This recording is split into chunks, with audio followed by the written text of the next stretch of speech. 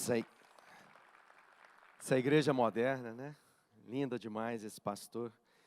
Estou muito alegre de poder estar aqui. Obrigado, Sidney, pelo convite.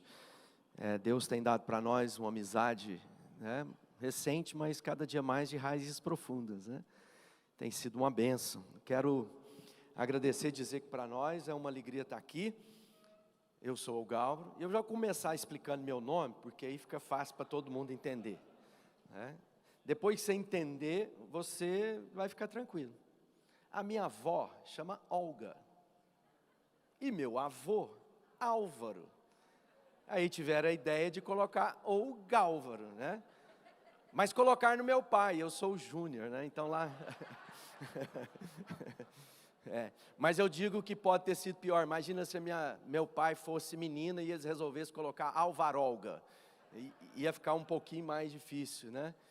Mas eu sou casado com a Fabiana, aquela mulher linda que está ali, né? Hoje à tarde a gente tem um painel juntos.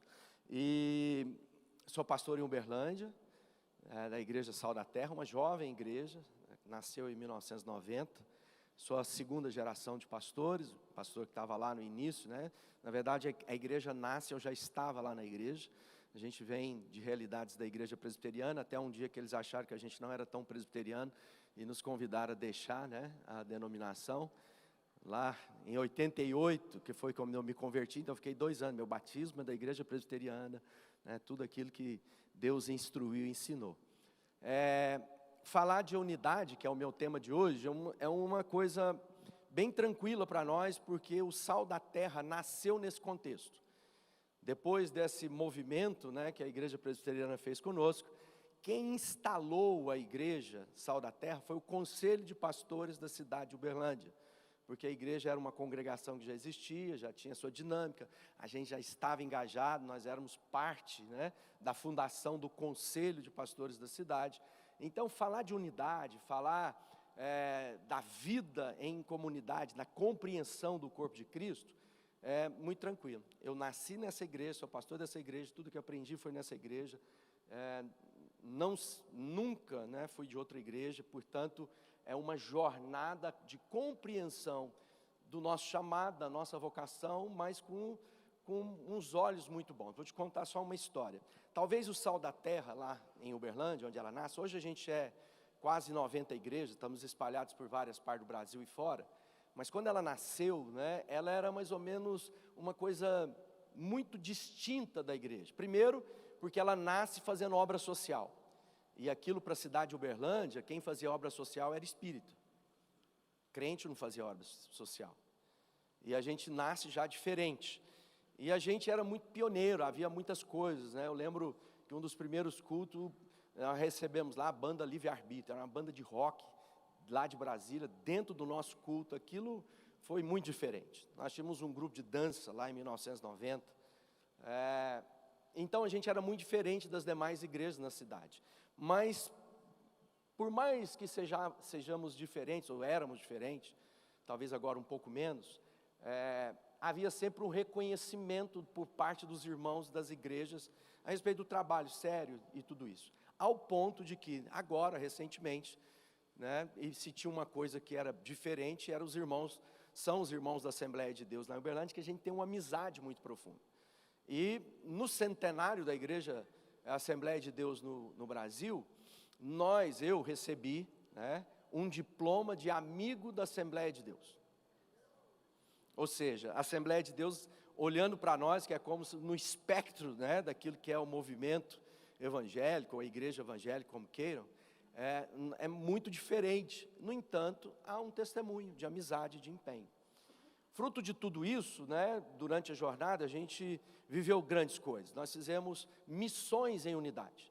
Um movimento chamado Ide às Nações, onde igrejas no Brasil se disporam a fazer parceria com igrejas na Europa para poder levar e enviar missionários. Eu e minha casa fomos missionários na Escócia.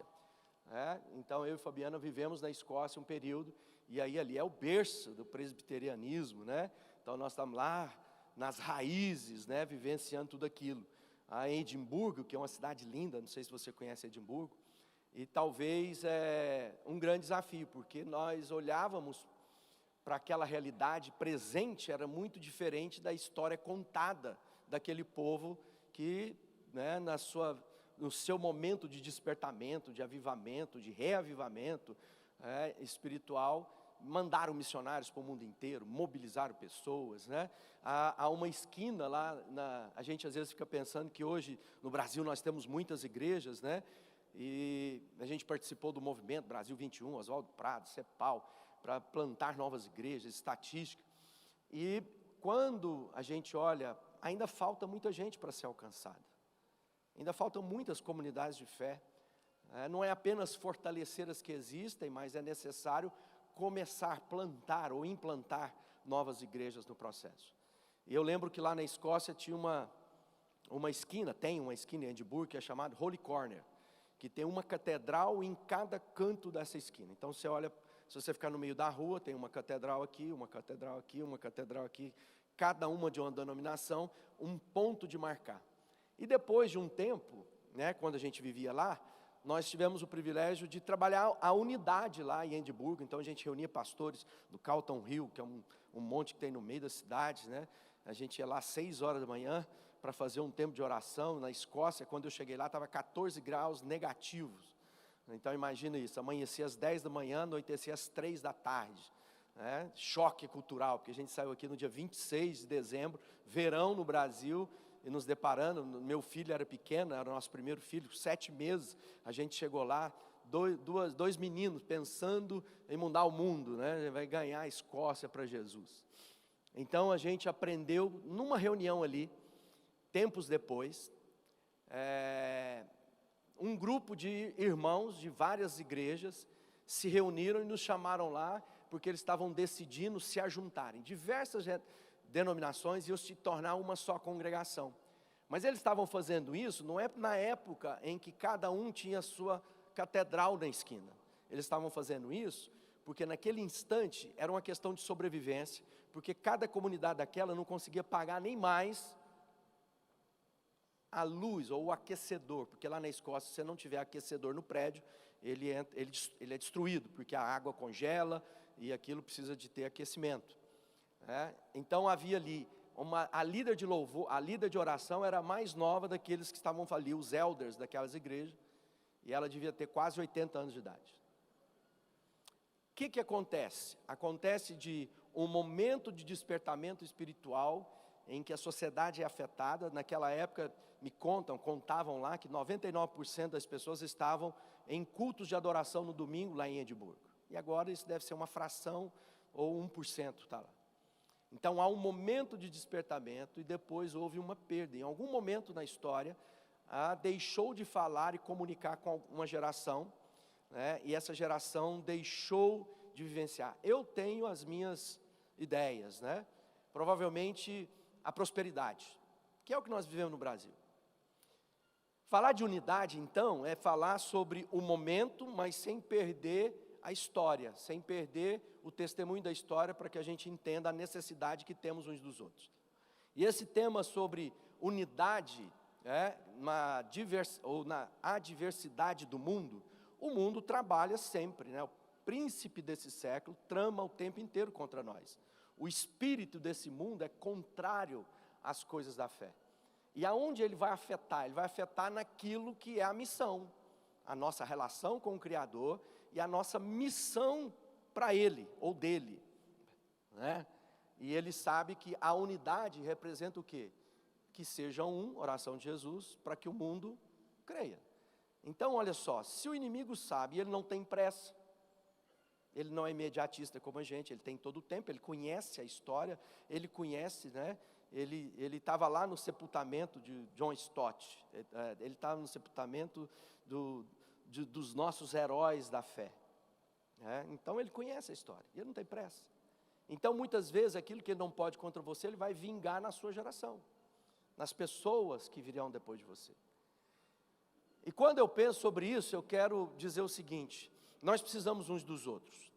E nós vivemos em dias, né, de muito bom. Às vezes a gente está olhando para a igreja brasileira, e eu gostei muito ontem, né, que o nosso irmão disse o quê? Ele falou assim: essa história de igreja brasileira, vai cuidar da sua igreja, né?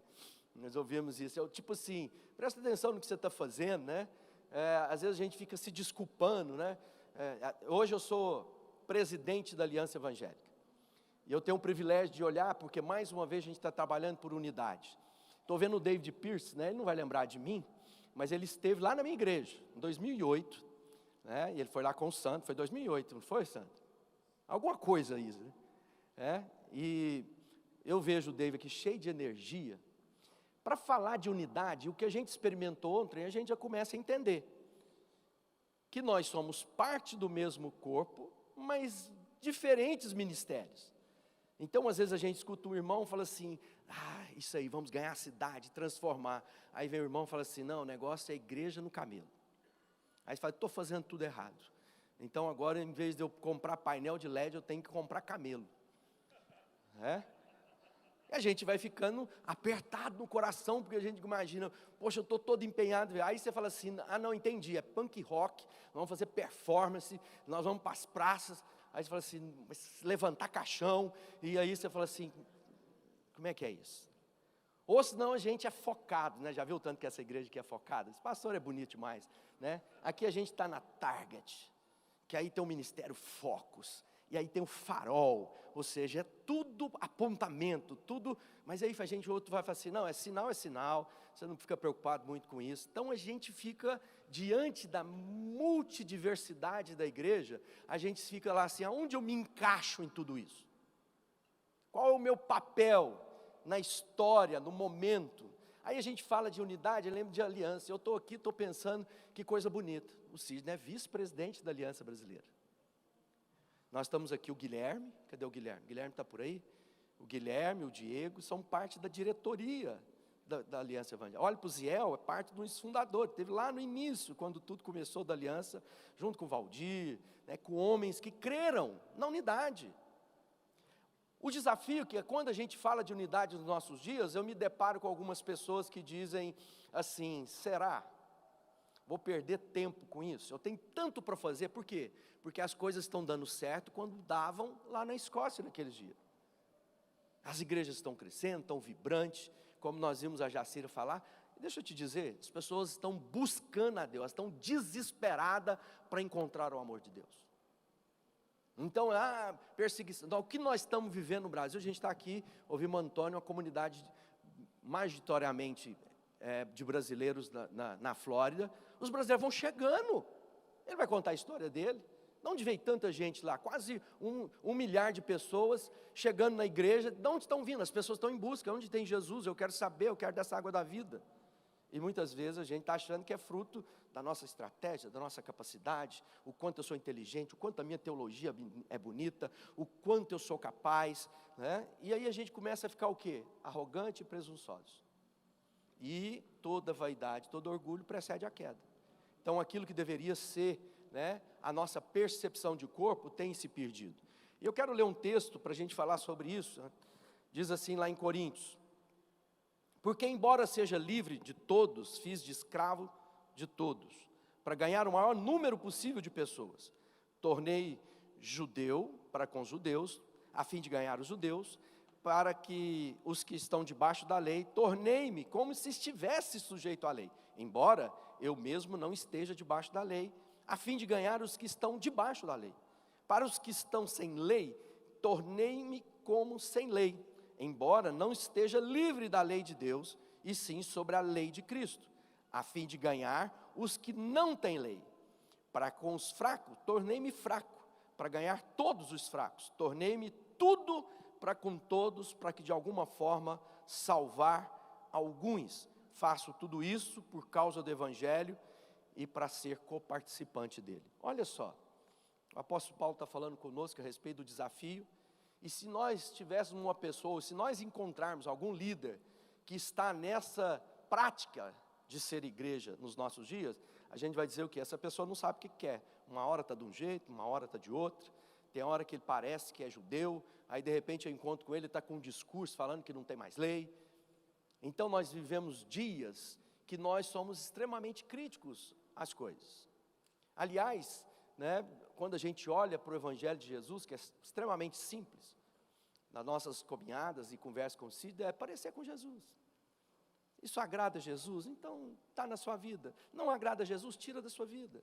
Isso te torna mais parecido com Jesus? Então esforce-se por isso na sua vida. Está vendo que o Evangelho é uma coisa? Então aprendemos ontem, a vida é Jesus. Ou seja, a gente vai complicando, porque Jesus vai ensinando de coisas que talvez para a nossa filosofia, a nossa capacidade, a nossa eloquência, a nossa tecnologia, Jesus era simplista demais. Jesus vai ensinar, ele fala de moeda perdida. Uma mulher que perdeu uma dracma. Ele fala de coisas que para nós, fala assim, não, Jesus, eu quero coisa mais profunda. Aí ele fala assim, olha para os passarinhos. Você já parou para pensar?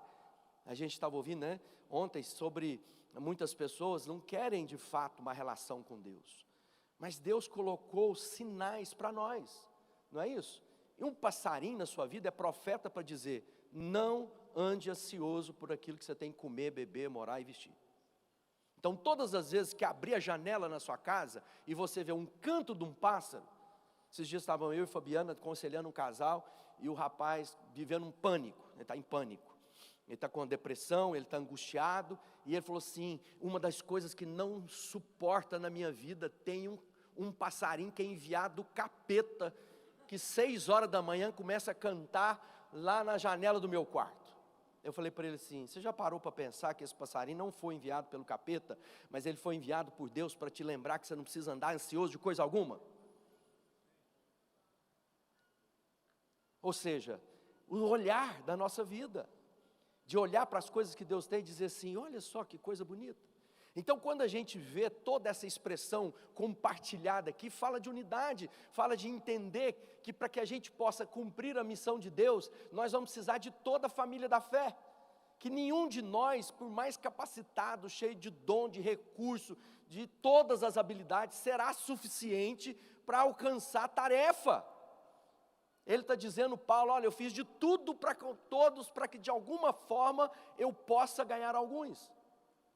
Então na nossa vida nós vamos ter que fazer um esforço, e sejamos sinceros, cada vez mais a gente vai entendendo que eu sou parte do corpo, e esse corpo na sua plenitude, que vai ser capaz de cumprir a missão, e não apenas eu como parte dele.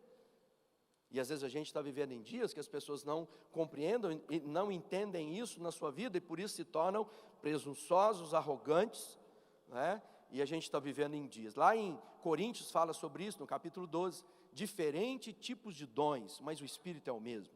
Diferentes tipos de ministérios, mas o Senhor é o mesmo. Há diferentes formas de atuação, mas é o mesmo Deus que efetua tudo em todos. Então ele está dizendo, olha, você foi levantado para alcançar um povo. Então quando a gente pensa na seara de Deus, e aí a gente tem ouvido aqui, né, da diversidade dos povos, das etnias, das formas, né? Eu fico ouvindo a Jacira aqui, ela falando sobre um país que muitas vezes apresenta-se preconceituoso com as raças. Nós somos o país mais misturado do mundo. Como que a gente consegue ser preconceituoso? Não tem nenhum povo na terra que tem tanta mistura étnica como o Brasil. Então a gente olha para o Brasil, não faz sentido nenhum preconceito. Pensa bem, não faz sentido, por quê? Porque nós somos as famílias misturadas. A maior colônia japonesa fora do Japão no Brasil, o maior país negro fora da África negra é o Brasil, né? Nós temos os italianos, nós temos cidades no Brasil que falam russo. Às vezes você vai olhar para esse Brasil, um grande mosaico de uma beleza de etnia. E o que isso aponta para nós? As coisas naturais revelam as espirituais. Então quando a gente olha para o Brasil, o que ele revela para nós? A multiforme expressão de ser igreja no Brasil. Nuances do alemão, estruturado, né, cartesiano. Aí a gente vai para o africano, solto, livre. E a gente tem que olhar para isso e falar assim, isso é que Deus quer usar, porque nós somos essa força de compartilhamento com todos os povos, todas as tribos. Nós temos um pastor, e ele é alemão, aí lá no Sal da Terra tem de fato um pastor alemão. E ele veio como missionário católico, há muitos anos atrás, para o Brasil, e ele se namorou, deixou a batina, casou, e porventura foi parar em Uberlândia, e se tornou um dos pastores conosco. Depois nós o enviamos, ele está hoje morando lá em Hamburgo, na Alemanha, com a família dele. Então é um homem dotado, capacitado, um alemão, e ele lá no meio dos mineiros, né, da forma de ser. Nós estivemos lá trabalhando com os ingleses, nós estamos vendo o que? Essa multiforma, e o Brasil tem tudo isso, esse sabor. Então ele vem para o Brasil, ele aprende, né, a vivenciar o evangelho em comunidade, aí Deus o leva de volta e o inserta dentro da sociedade alemã, para que de alguma forma ele possa ganhar alguns. A quem Deus quer que você alcance? Quem você é no meio de tudo isso? E aí a gente tem que entender que se essa beleza da igreja brasileira, eu lembro quando a gente foi fazer o primeiro Tribal Generês. Tribal Generês foi um ministério de trazer, né, tribos, povos. Foi lá que eu conheci o Sandro Baggio, muitos anos atrás, né, o pessoal da cena underground, daí que foi parar o David Pierce lá em Uberlândia, no Tribal. Nós fomos atrás daquilo que Deus estava fazendo no Brasil. Fizemos uma pesquisa, quem estava trabalhando no Brasil entre as diversas culturas urbanas. Aí a gente encontrou pessoas que trabalhavam com sertanejo, pessoas que trabalhavam dentro da cena do country, as pessoas que estavam com surfistas, as pessoas que estavam com motociclista, e fomos trazendo aquele povo numa diversidade, e para conversar sobre plantar a igreja, para alcançar esse povo, que a igreja estruturada naqueles dias não queria receber. Então hoje a gente vê aqui o pastor de uma igreja como essa, batista, falar assim: fiz uma tatuagem. Eu lembro que, na minha história, me convidaram para ser comentarista bíblico, porque tem umas coisas que acontecem na vida da gente que eu fico pensando. Eu, comentarista bíblico, de um comentário bíblico latino-americano, né? Então eles escolheram líderes latino-americanos, e eles me deram dois temas para mim comentar, que era piercing e tatuagem.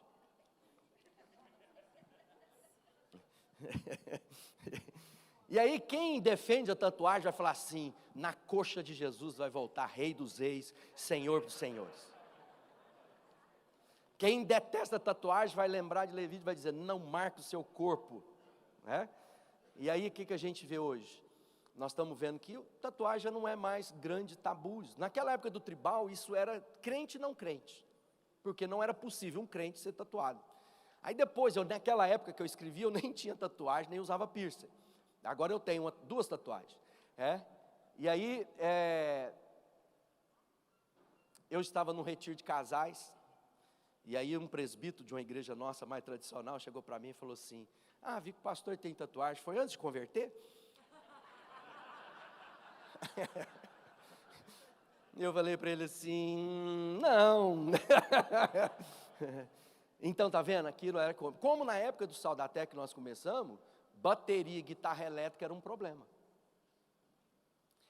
Falando do mercado da igreja, né? Eu estava ontem ouvindo aqui essa coisa de ser mercado. Eu lembro, o Beto está por aí, do Pão Diário. O Beto foi morar em Uberlândia, né? O Beto era o percussionista do Milad. E eu me converti lá em 88, e a gente tinha uma rede de relacionamento na cidade. A cidade era muito pequena, a gente conhecia todo mundo. Eu conhecia os donos das rádios, das televisões. E eu falei assim: vamos conseguir um programa na rádio FM. Em 80 e pouco aí. E aí eu lembro que o Beto falou assim para mim: nós não temos música cristã contemporânea para tocar 1 hora por semana de qualidade FM. Nós não tínhamos 1 hora de qualidade de música. Então naquela época o que todo mundo queria ser? Fazer parte, queria ver o CD no Carrefour, queria ver o CD na Americana. Tornou o mercado. O evangelho virou um mercado, não é isso que queria? Alcançou. Só que muitas vezes agora, ao invés de eu colocar as canções que Deus colocou no meu coração para profetizar, muitas vezes a gente fala assim: o que vende? Vamos gravar o que vende. Ou seja, aquilo que era para ser uma bênção, acaba se tornando uma maldição na nossa vida. Porque nós nos conformamos com o curso desse mundo. Então eu queria lembrar do texto, para a gente, lá em Efésios, que diz assim: façam todo esforço para conservar a unidade do Espírito pelo vínculo da paz. Há um só corpo, um só Espírito, como a esperança para a qual vocês foram chamados. Há um só Senhor, uma só fé, um só batismo, um só Deus e Pai de todos, que é sobre todos, por meio de todos e em todos. Olha quanta coisa que a gente precisa parar e refletir, porque a gente lê rapidamente. E cada um de nós foi concedida a graça conforme a medida repartida por Cristo. Então, quando nós estamos falando de unidade, unidade não é aquilo que nós somos capazes de produzir pelo nosso ajuntamento, por aqueles que pensam como nós pensamos, para aqueles que fazem como nós pensamos. Unidade é algo que Cristo conquistou para nós, porque agora em Cristo todos nós temos o mesmo Espírito. Quem aqui tem o Espírito Santo de Deus? Então nós somos parte do mesmo corpo. E é interessante que agora nós vivemos na dispensação do Espírito. E a dispensação do Espírito fala de quê? De comunhão. E aonde o inimigo trabalha então nos nossos dias? Contra a comunhão. É o reconhecimento do Espírito de Deus na vida do outro. Mas que muitas vezes ele não se apresenta no formato, na forma, na maneira, no método que eu creio, que eu gosto, eu não entendo. E é interessante que o texto que antecede esses versículos que eu li, começa no capítulo 1 de Efésios 4, diz assim: como prisioneiro do Senhor, rogo-lhes que vivam de maneira digna da vocação que receberam. Sejam completamente humildes, dóceis, pacientes e suportando uns aos outros em amor. Olha só, ele vai, para falar de unidade, ele fala de características na vida que precisa estar presente em mim e em você. Ele diz assim: vivam de maneira digna. O que é viver de maneira digna? É compreender vocação, chamado, desígnio de Deus, e não as minhas preferências, para viver de acordo com aquilo que Deus me chamou. Então, se Deus me chamou com uma vocação, eu tenho que ser fiel àquela vocação. Dignidade tem a ver com integridade, não é isso? É ser inteiro naquilo para o qual Deus me criou e Deus quer que eu seja usado. Então, na minha vida e na sua vida, você tem que ser fiel àquilo que você é. Quem você é em Deus. Quando eu entendo isso, a minha vocação, eu percebo então que também há outras formas, porque outros têm outras vocações. Então isso me traz o que? Respeito pela vocação do outro. Então muitas vezes a gente vai olhar para essa coisa da igreja brasileira, como a gente usa dizer, deixa eu te lembrar, a igreja é muito jovem. A igreja brasileira é adolescente. Ah, mas o povo já tinha de ser maduro. Presta atenção, quem aqui já teve filho adolescente, sabe que muitas vezes ela diz assim: tudo que eu ensinei parece que entrou no ouvido e saiu do outro. Mas quando a gente crê nas promessas, no tempo da maturidade, o que você vê? O retorno, a semente germinando, o crescimento poderoso de Deus. Então não se abale, com essa igreja adolescente. Aí ele fala assim: sejam humildes e dóceis. Humildade é entender que eu não tenho tudo para com todo mundo. Eu vou me esforçar, mas eu preciso de outros irmãos que falem a linguagem, que sejam capazes de falar aos beduínos, que sejam capazes de falar aos mestres, que sejam capazes de falar aos atletas, aos homens de negócio. Nós não vamos ter, e nós temos uma presunção muito grande. Muitas vezes nós pastores pensamos que a gente tem resposta para tudo. A gente se mete e fala: lá na aliança é um desafio, a gente precisa comentar sobre isso. Eu falei: gente, da onde a gente tirou que a gente tem subsídio suficiente para falar de transplante? A gente não sabe falar de transplante de coração, nós temos que ter gente que sabe dessa área, mas a gente presume, a gente não compreende. Por quê? Porque a gente não é humilde, não é dócil. Dócil é o oposto do iracundo, daquele que vai comentar, ele bate no outro, ele instiga. E vivemos em dias da internet que para dar engajamento, o que as pessoas vão? Para o embate. Então ele quer, nem conhece a pessoa, nem conversa, quer dar palpite na vida dos outros. Viramos um tanto de palpiteiro na internet. Qual o objetivo disso? Fracionar, ofender. Sejam pacientes e suportando uns aos outros. Então deixa eu encerrar dizendo isso. Tenha paciência. Unidade requer paciência. o mundo já trabalha contra nós. Se nós não entendemos o outro e dizer, eu não faço o que o outro faz, porque eu não fui vocacionado para isso, mas reconheço que para alcançar esse povo, é preciso de alguém que faça como ele está fazendo. Porque nós precisamos de todo o corpo para completar a obra de Cristo. Põe a mão aí no seu peito. Pai, obrigado por essa manhã. E nós estamos aqui para reconhecer que nós precisamos de toda a família da fé. E que muitas vezes há no corpo aqueles membros que a gente cobre, porque são vergonhosos. Mas, ó Pai, nós sabemos a dificuldade de uma prisão de ventre. Então há membros, ó Pai, para fazer as necessidades, que muitas vezes a gente tem vergonha de falar. E muitas vezes, ó Pai, nós presumimos que somos mais preciosos que o outro. Quebranta nosso coração. Produz na nossa vida o fruto que revela humildade, que revela em nós reconhecimento do outro.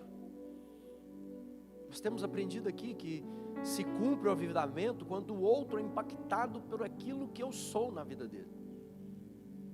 Que nós sejamos luz que brilha no meio da escuridão.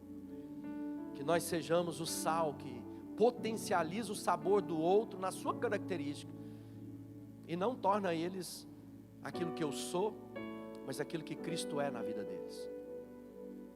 Abençoa cada um aqui hoje com um despertamento para louvor do Teu nome. Amém. Aleluia. Eu só quero encerrar dizendo, eu trouxe esse livro, eu só vou divulgar esse aqui, tem outros que estão aí, porque o Zé Bruno ontem falando que nós vivemos numa Matrix, né? Ele falou assim, nós estamos dentro de uma Matrix. E essa é uma reflexão sobre discernimento de tempos, que a Jacira falou aqui, a ótica do ilusionário, do ilusionista, né? O inimigo é mestre em ilusão, e a Matrix produz uma projeção ilusória, que muita gente está vivendo sem que se aperceba. Então é uma reflexão usando a parábola pós-moderna do filme Matrix. Deus abençoe.